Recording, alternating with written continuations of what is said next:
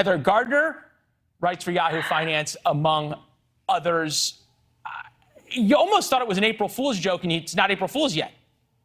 Listen, I am shaking my head at you, Leland. Thank you for having me, Yeah. because I do not subscribe to this idea that it's a bunch of lazy people, young people in particular, who don't want to work. I think we can point to the idea that the pandemic has changed things, and young people are demanding to be treated like humans and have a say in their work and their work-life balance more specifically, and not being treated like a product. Well, and they have that luxury, right? And it becomes a class divide issue. At some point, perhaps Goldman Sachs is going to tell these people, no, I'm sorry, you need to come into the office at least 5 days a week, maybe not 6. But financial divide among those work from home, 46% high income, 100,000 and above, 36% middle income, 50,000 or less a year, only 18% of those get to work from home. I'm wondering if this doesn't end well for the young pajama class that doesn't want to go to work and sit in the office at $370,000 a year.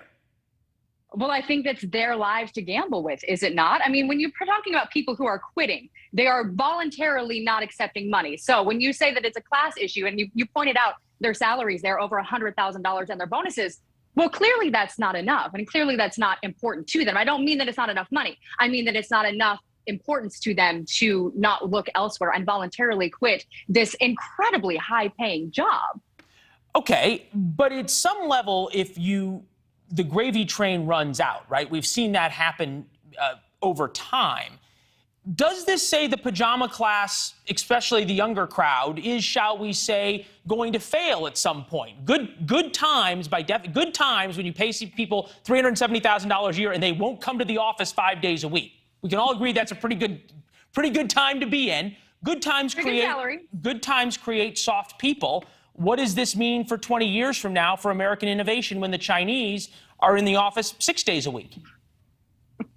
Well, I think we're talking about America. And listen, we can talk about China another day. I'm not an expert in that. But I think we're talking about the American workforce here. And I would say that people have just reevaluated things because of the pandemic in so many aspects of their life, and work being a huge part of that, because the only thing we do more of than work in America is sleep. And people have realized that we don't have to be in the office. I mean, Goldman Sachs specifically, their profit margins are doing fine. Their stock is up. So you can't tell me that the productivity level has dropped here. And we've seen that across the board. It's, of course, circumstantial depending on what industry you're in and what company you're in. At some point, it's, Goldman Sachs will either tell people get lost or not. They'll either say you're here 5 days a week or you're fired. They haven't said that yet. So it's supply or demand.